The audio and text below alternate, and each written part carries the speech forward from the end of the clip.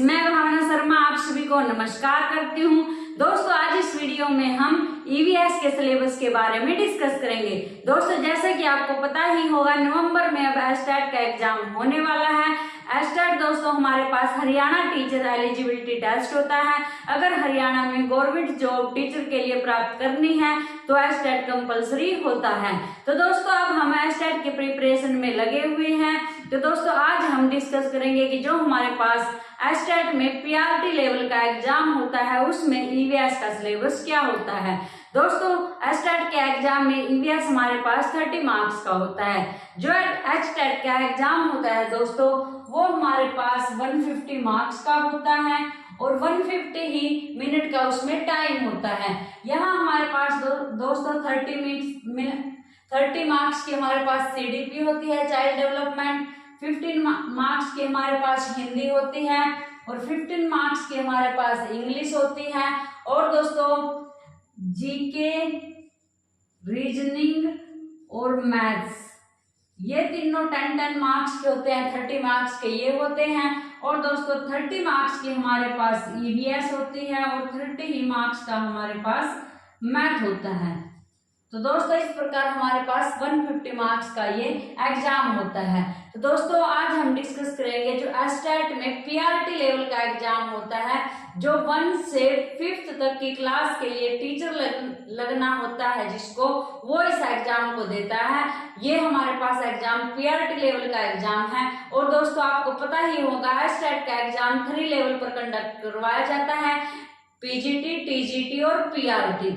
आज हम बात करेंगे जो हमारे पास पीआरटी लेवल का एग्जाम होता है उसमें जो ईवीएस होती है हमारे पास वो 30 मार्क्स की होती है। और उस 30 मार्क्स की ईवीएस के लिए हमने कौन कौन से सब्जेक्ट डिस्कस करने हैं, कौन कौन सा सिलेबस इसमें होता है, आज हम वो डिस्कस करेंगे।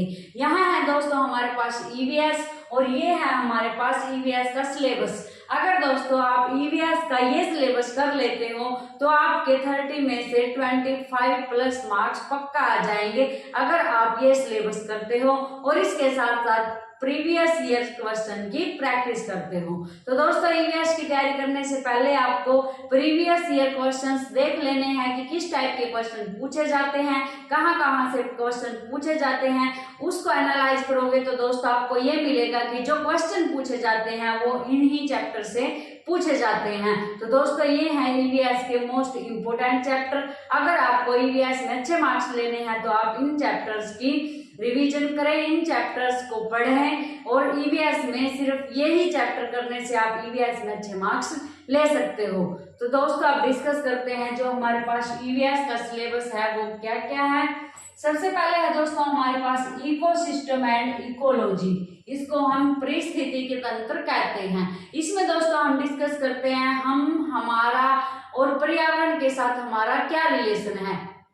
दोस्तों हमारे पास ईवीएस है जो वो इन्वायरमेंटल स्टडीज है और इन्वायरमेंट क्या होता है, पर्यावरण, और पर्यावरण का मतलब क्या होता है, पर्यावरण।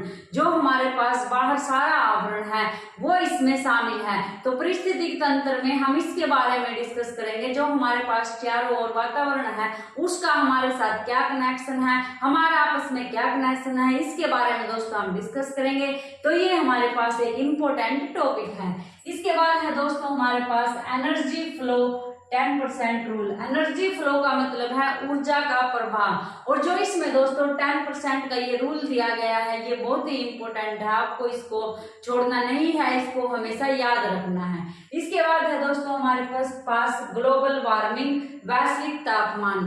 तो इसमें दोस्तों हमें ये रीड करना है कि ग्लोबल वार्मिंग है क्या, इसके क्या क्या प्रभाव है, इसके बारे में हमें पता होना चाहिए। दोस्तों जो ये हमारे पास सिलेबस है ये एनसीईआरटी बुक से है। अगर आप 5th तक की ईवीएस की बुक देखोगे तो ये सारा हमने वहां पढ़ रखा है। इसके बाद दोस्तों 6-7 तक की एनसीईआरटी में से कुछ कंसेप्ट लिए गए हैं। तो 6-7 तक की एनसीईआरटी बुक और 5th तक की ईवीएस में से ही ये सारा सिलेबस बनाया गया है। तो ईवीएस का ये सिलेबस है दोस्तों ये बहुत ही इम्पोर्टेंट और बहुत ही आसान है क्योंकि हम सभी ने ये पहले ही पढ़ रखा है। इसके बाद है दोस्तों हमारे पास टॉपिक ग्रीन हाउस इफेक्ट, हरित गृह प्रभाव, इसके कारण ही दोस्तों हमारे पास ग्लोबल वार्मिंग होता है। तो हरित गृह प्रभाव किस कारण होता है, इसके क्या क्या परिणाम है, इस सब के बारे में हम इस टॉपिक में डिस्कस करेंगे।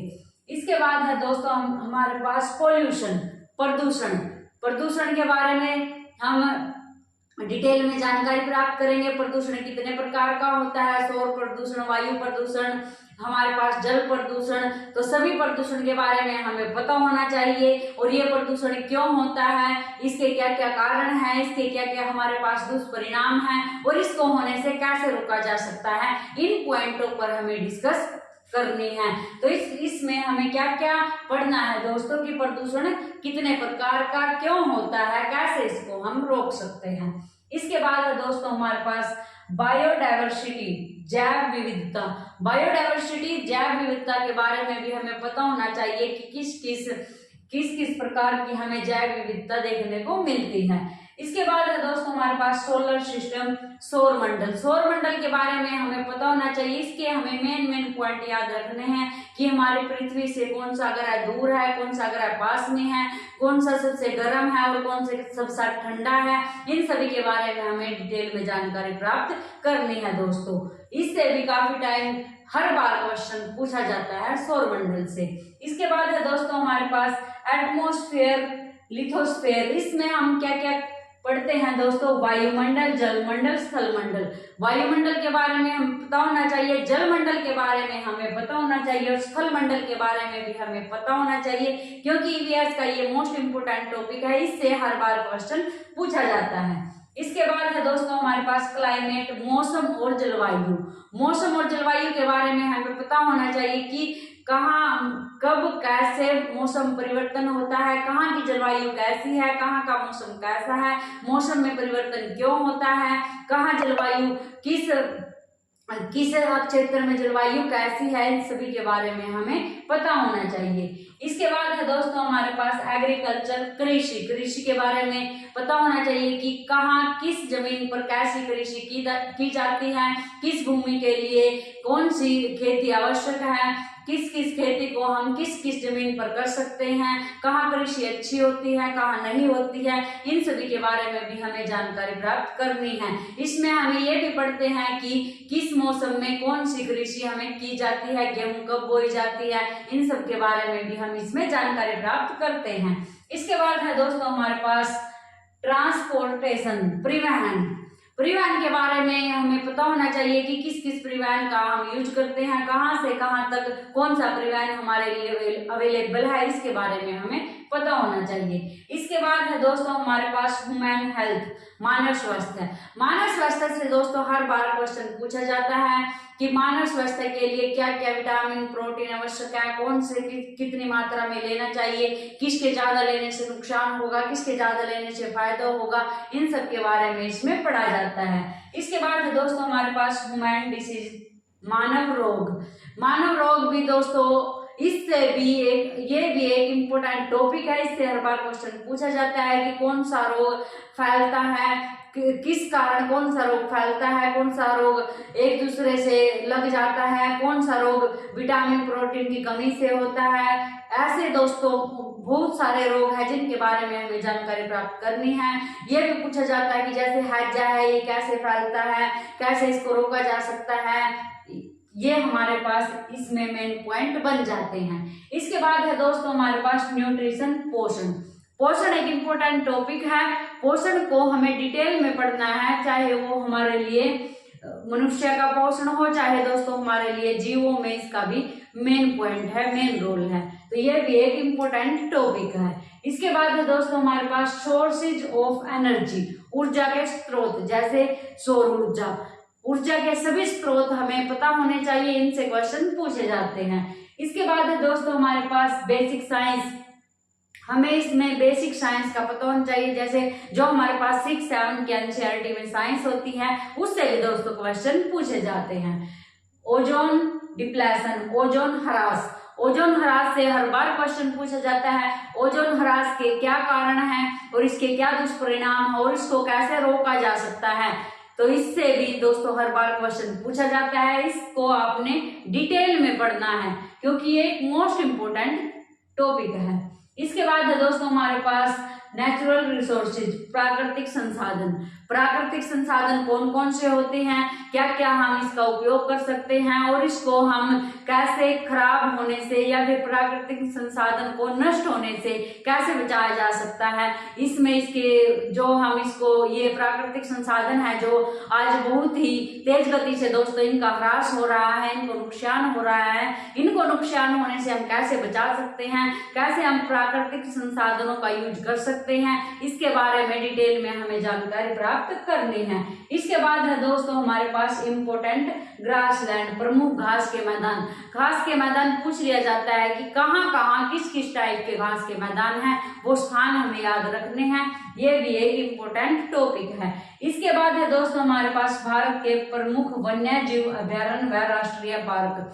जो हमारे पास प्रमुख वन्य जीव अभयारण्य है, जो राष्ट्रीय पार्क है, उनके नाम हमें याद होने चाहिए और ये कहाँ है, किस सिटी में है, इससे हर बार एक क्वेश्चन तो पक्का पूछा जाता है दोस्तों। इसके बाद है दोस्तों हमारे पास पर्यावरण से संबंधित आंदोलन।